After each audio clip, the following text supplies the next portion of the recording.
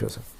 Iran की तरफ से क्या डिमांड्स और एक्सपेक्टेशंस हैं कि हमारे ऊपर जो प्राइमरी सैंक्शंस हैं, जो पहले प्राइमरी सैंक्शंस ये हैं कि अमेरिका या वेस्ट की कंपनीज जो हैं वो डायरेक्टली ईरान के अंदर इन्वेस्ट नहीं कर सकती, अगर करेंगी तो अमेरिका की उन कंपनीज़ के ऊपर सैंक्शन लग जाती है, फाइनेंशियल इंस्टीट्यूशंस पे, बैंक्स के ऊपर, बड़ी बड़ी इंडस्ट्रियल ग्रुप्स पे, इसलिए ईरान में कोई भी बड़ा दुनिया का अमेरिका यूरोप की कंपनी इन्वेस्ट नहीं कर सकती। दूसरी सेकेंडरी है कि वो जो ममालिक इस खाते में नहीं भी आते, जिन्होंने खुद को सैंक्शंस नहीं लगाई हुई हैं अमेरिका यूरोप की तरह, जैसे पाकिस्तान है, हिंदुस्तान है, रशिया है, चाइना है, बहुत से मिडिल ईस्टर्न कंट्रीज़ हैं, तुर्की है, अगर उनकी कोई कंपनी भी ईरान में इन्वेस्टमेंट करती है तो उसके ऊपर भी अमेरिका की यूरोप की सैंक्शंस जो हैं वो लग जाती हैं, वो फिर वहाँ बिज़नेस नहीं कर सकते। हबीब बैंक, UBL हो गया, वो वहाँ बिज़नेस नहीं कर सकते, तो सेकेंडरी सैंक्शंस हो गई। फिर अक़वाम मुत्तहिदा से सैंक्शन लगाई हुई हैं और फिर कुछ IAEA की रेजोल्यूशंस वगैरह, तो वो ये कहते हैं कि हमारे से आप ये हटा दें, इन रिटर्न वो न्यूक्लियर के ऊपर हर मुमकिन किस्म का कॉम्प्रोमाइज़ या डील करने के लिए तैयार है। ठीक, अब मैं आपको एक और मैप दिखाना चाहता हूँ ये अंडरस्टैंड करने के लिए कि जो ईरान कहता है वो उसकी सिग्निफिकेंस क्या है और उसको कैसे समझने से रोका जाता है। ये एक गूगल का मैप है, इसको थोड़ा सा बड़ा भी कर सकते हैं। अभी आप ज़रा ये गौर कीजिए, ये ईरान है जहाँ मेरा ये कर्सर घूम रहा है, ये अफ़गानिस्तान है, ये पाकिस्तान है। ये देखें, ये पाकिस्तान से ईरान के अंदर आप एंटर होते हैं और ईरान से अगर आप सीधा ऊपर जाते हैं तो आप तुर्की में एंटर करते हैं और तुर्की से ऊपर आप अगर निकल जाएँ तो यहाँ से यूरोप शुरू हो जाता है। ये आपका बॉस्फोरस सारा कुछ आ रहा था।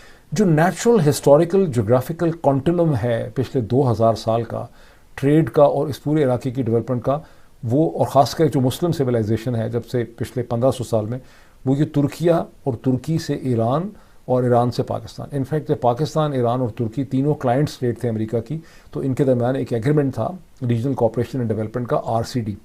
अब ईरान पे जब आपने सैंक्शन लगा दी और पाकिस्तान ईरान के साथ लेजिटिमेट ट्रेड नहीं कर सकता और तुर्की ईरान के साथ लेजिटिमेट ट्रेड नहीं कर सकता और बाकी भी सब नहीं कर सकते, इंडिया भी नहीं कर सकता जो नीचे कंटिन्यूशन में आ जाता है, तो आपने इस पूरे खित्ते की जो इकोनॉमिक, कमर्शियल और ट्रेड डेवलपमेंट है उसका आपने रास्ता यहाँ पे रोका हुआ है।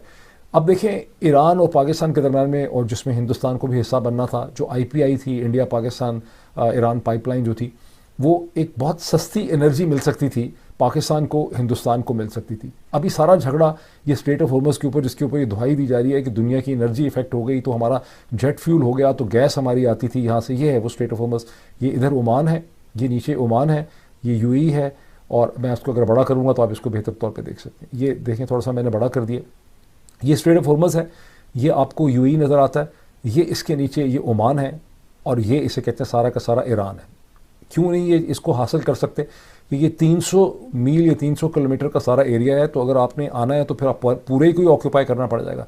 पूरे को ऑक्यूपाई करेंगे तो पीछे ईरान है, तो एक ऐसी लड़ाई शुरू हो जाएगी जो कई साल ख़त्म नहीं होगी जब तक कि आप ईरान को पूरा कुचल दें। तो इसीलिए यहाँ से अब सोच रहे हैं कि नेटो को किसी तरह से लाया जाए।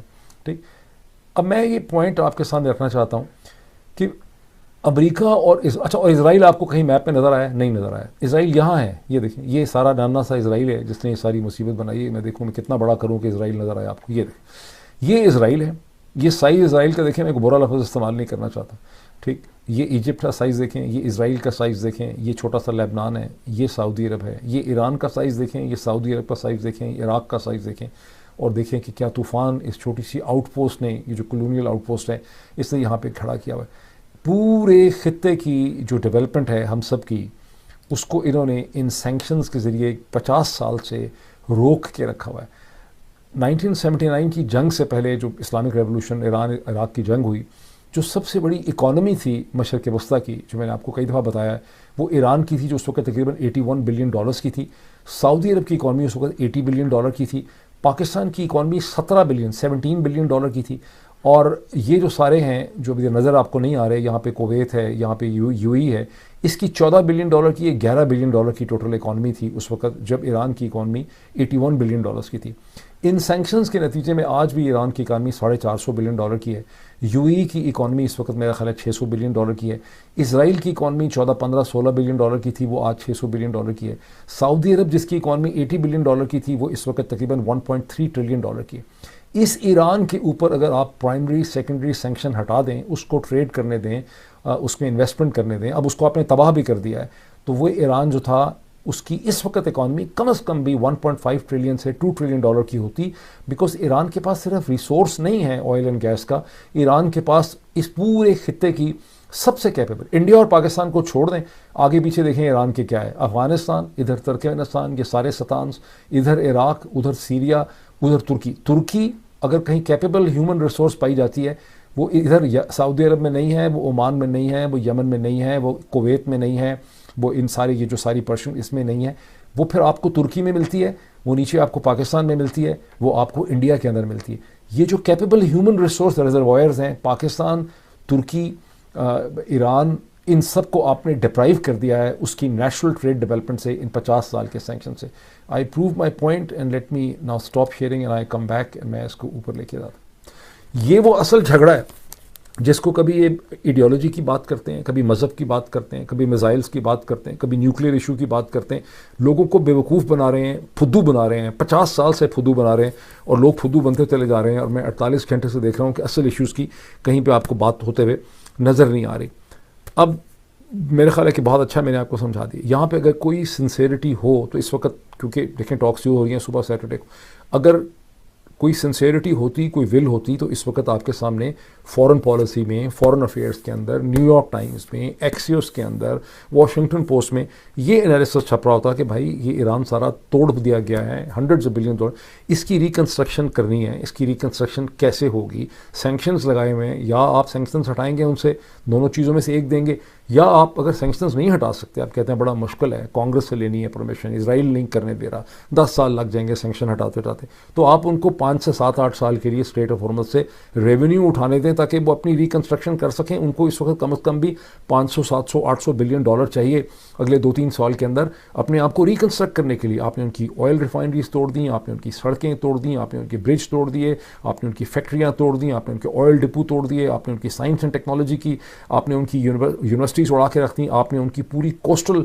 लाइन जो थी आबादान के प्रोविंस की वो आपने उड़ा दी, आपने खर्ग आइलैंड जो उनका मेन ऑयल एक्सपोर्टिंग था उसकी सारी इंस्टॉलेशंस आपने जितनी बाय एंड लार्ज आपने तोड़ दी, बाकी भी आपने तोड़ दिए। लेकिन उसकी कोई बात आपको इस वक्त नज़र नहीं आ रही। अगर आपको नज़र आ रही है तो आप मुझे बता दें। तो इसमें कहीं मुझे सिंसेरिटी नज़र नहीं आ रही इन टॉक्स में। ये टॉक्स क्यों हो रही हैं? रिकन्स्ट्रक्शन अगर होगी यहाँ पे तो तुर्की की कंपनीज को कॉन्ट्रैक्ट्स मिलेंगे, पाकिस्तान को कॉन्ट्रैक्ट्स मिलेंगे, इंडिया को कॉन्ट्रैक्ट्स मिलेंगे, अमेरिका को यहाँ पर हाइट लेवल पे टेक्नोलॉजिकल में उनको कॉन्ट्रैक्ट्स मिल सकते हैं।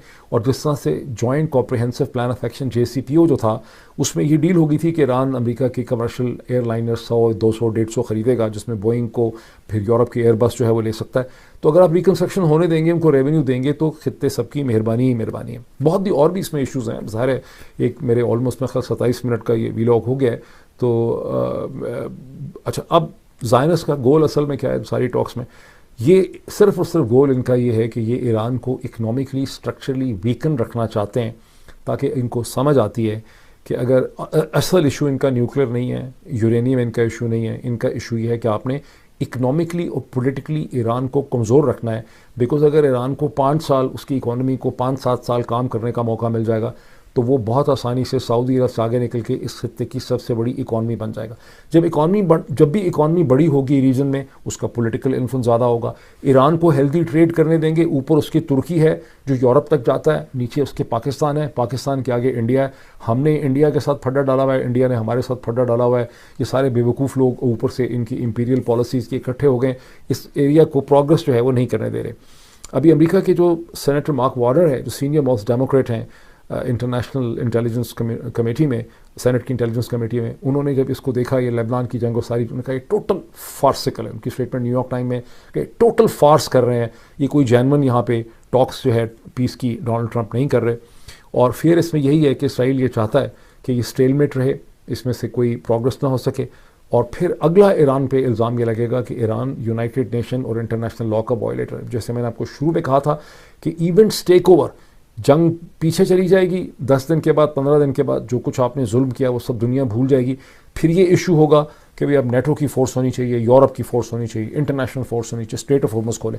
स्ट्रेट ऑफ हॉर्मुज़ खोलने के अलावा डोनाल्ड ट्रंप को और डोनाल्ड ट्रंप की टीम को कोई और इंटरेस्ट नहीं है। अब कैसे ये नेगोशिएशन होंगी, पाकिस्तान का क्या इंटरेस्ट है, ट्रेड हो, सैंक्शंस हटें, तुर्की का भी ये इंटरेस्ट है।